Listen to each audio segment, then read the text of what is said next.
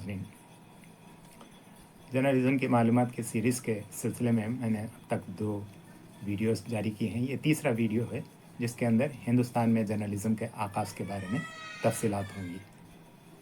तो सबसे पहले हम शुरू करते हैं कि हिंदुस्तान का जो जर्नलिज़म का बाबा आदम कहलाता है वो कौन है। ये भी एक अंग्रेज़ था।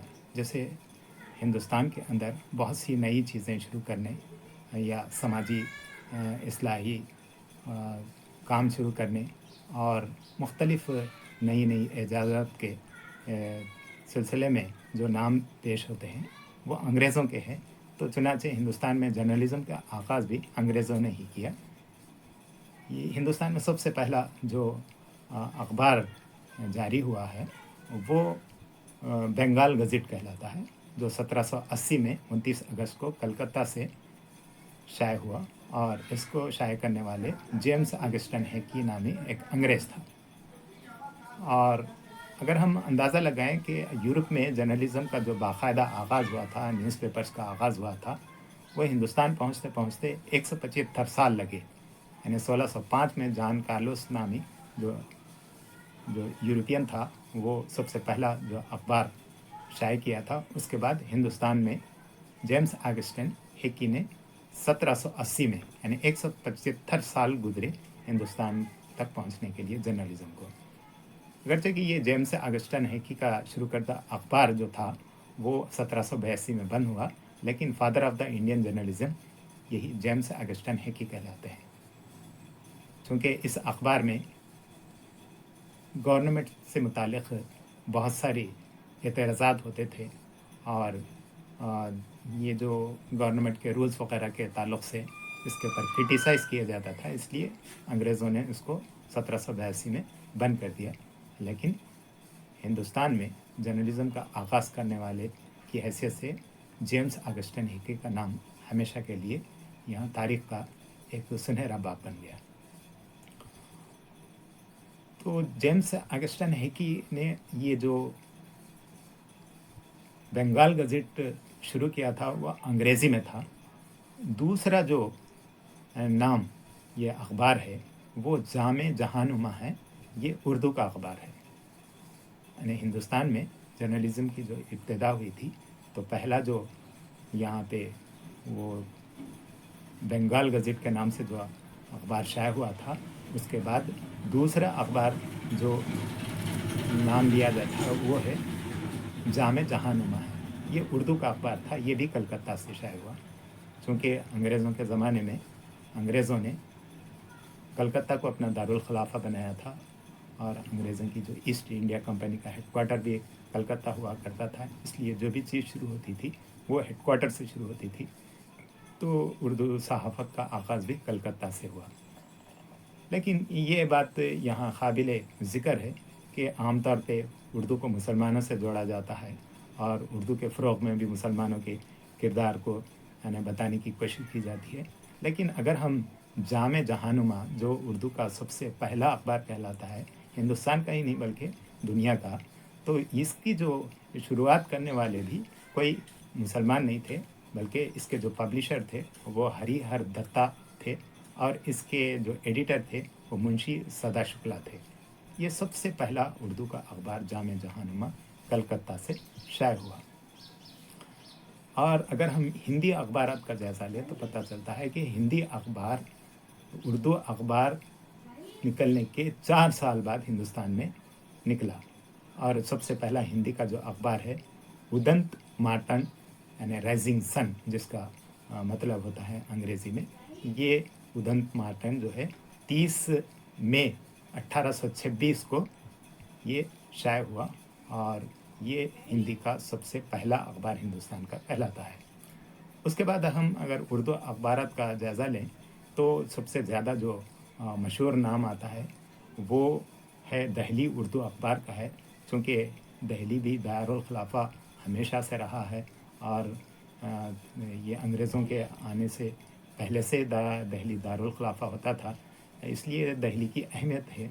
तो सबसे पहले दहली से जो शाये होने वाला उर्दू अखबार है वो दहली उर्दू अखबार कहलाता है। ये 1837 में मौलवी मोहम्मद बाखर نے इसको शुरू किया।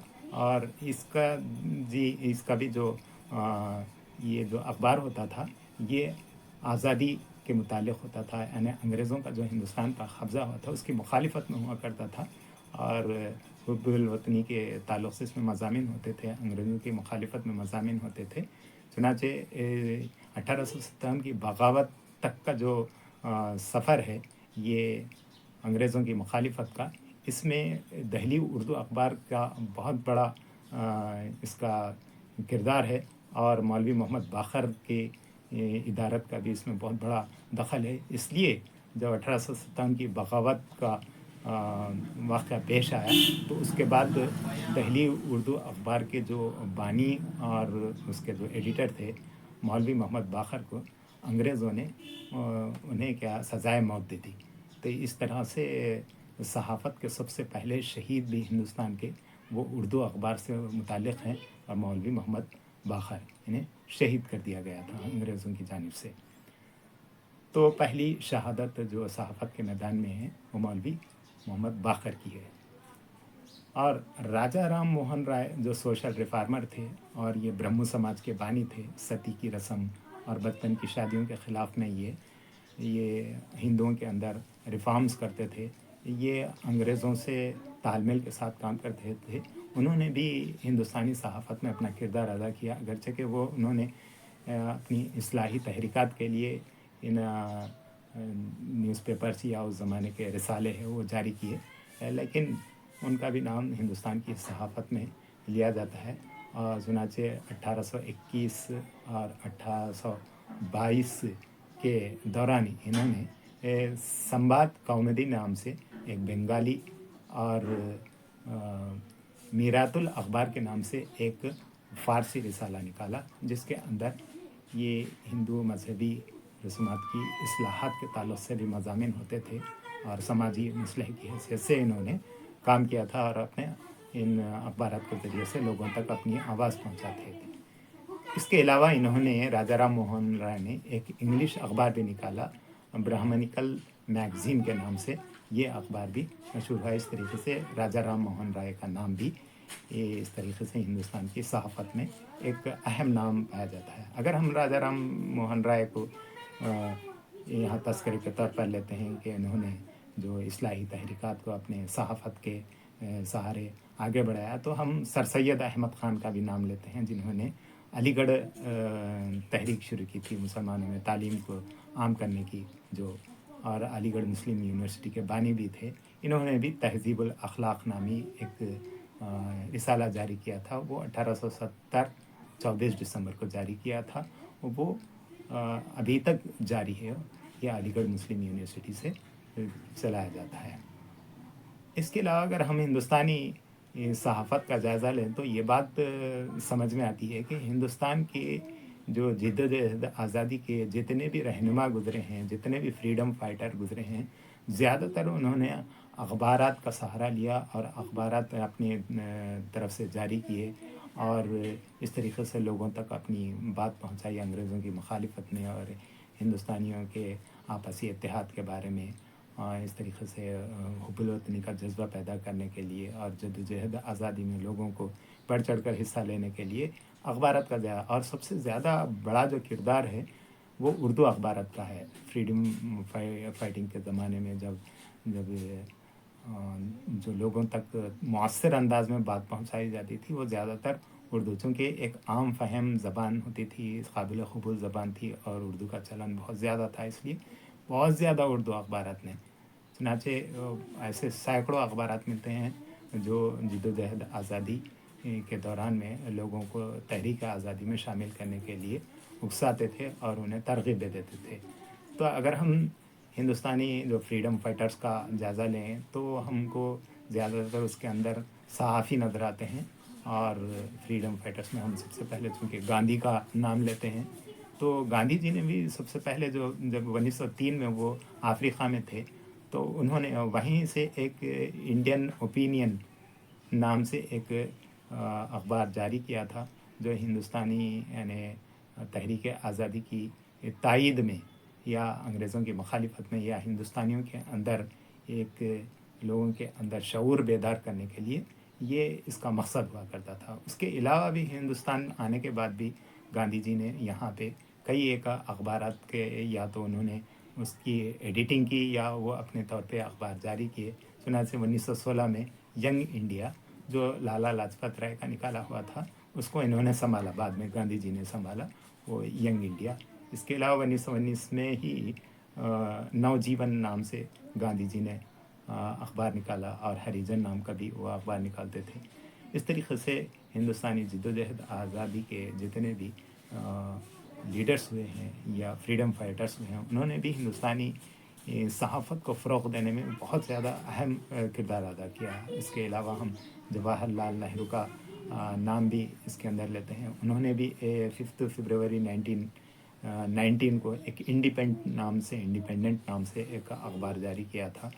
اس کے علاوہ اگر ہم سب سے زیادہ جن کا نام آتا ہے اور ہندوستانی صحافت میں اور خاص کر اردو کی صحافت میں، تو وہ ہے مولانا ابوالکلام آزاد۔ وہ ایک بہت بڑے جد و جہد آزادی کے قائد تھے اور ہندو مسلمانوں میں سب سے زیادہ قابل قبول تھے۔ وہ ایک عالم دین بھی تھے اور سب سے بڑے وہ ایک صحافی بھی تھے۔ انہوں نے بھی، مولانا ابوالکلام آزاد نے بھی، یہ انگریزوں کی مخالفت اور ہندوستانیوں میں جد و جہد آزادی کا شعور بیدار۔ مولانا ابوالکلام آزاد نے 1912 میں کلکتہ سے الہلال نامی ایک اخبار جاری کیا، اور جب اس اخبار میں انگریزوں کے خلاف میں مضامین آنے لگے تو انگریزوں نے اس اخبار کو بند کر دیا۔ اس کے بعد مولانا ابوالکلام آزاد نے اس کے جگہ ایک نیا اخبار البلاغ شروع کیا، جو 1915 میں شروع کیا گیا، لیکن چند مہینوں کے بعد ہی انگریزوں نے اس اخبار کو بھی بند کر دیا۔ تو اس کے بعد پھر مولانا ابوالکلام آزاد نے 1921 میں پیغام کے نام سے ایک نیا اخبار جاری کیا، تو اس کو بھی انگریزوں نے بند کر دیا، اور اس کے بعد انگریزوں نے مولانا ابوالکلام آزاد کو یہ مسلسل پریس ایکٹ اس وقت جو قائم کیا گیا تھا انگریزی حکومت کی جانب سے، اس کی خلاف ورزی کی وجہ سے انہیں جیل بھیج دیا گیا۔ اس طریقے سے مولانا ابوالکلام آزاد نے جو جد و جہد آزادی کے دوران میں جو خاص کر ہندوستانیوں اور مسلمانوں کو انگریزوں کے خلاف میں یہ جد و جہد کرنے کے لیے اکساتے تھے، ان کو انگریزوں نے بار بار جیل بھیجا جاری کیا۔ اس طریقے سے اور بہت سارے اخبارات ہیں اور بہت سارے صحافتی ادارے ہیں جو جد و جہد آزادی کے دوران میں بڑھتے چڑھتے رہے۔ اس طریقے سے ہندوستانی صحافت کو فروغ دینے میں جد و جہد آزادی نے بہت اہم کردار ادا کیا۔ اگر ایسا بھی کہا جا سکتا ہے کہ جد و جہد آزادی کو فروغ دینے میں ہندوستانی اخبارات نے بہت زیادہ کردار ادا کیا۔ اور یہاں پر ہم اگر جائزہ لیں تو یہ بات سمجھ میں آتی ہے کہ اردو اخبارات میں خاص کر یہ جو انقلاب برپا کیا، وہ سب سے زیادہ اہم کردار ہے ہندوستانی صحافت کا، جو ہمیشہ کے لیے یاد کیا جائے گا۔ تو یہ بعض اہم معلومات تھی۔ اس کے علاوہ دوسرے حصے میں میں اس کی مزید تفصیل پیش کروں گا۔ تو تب تک کے لیے خدا حافظ۔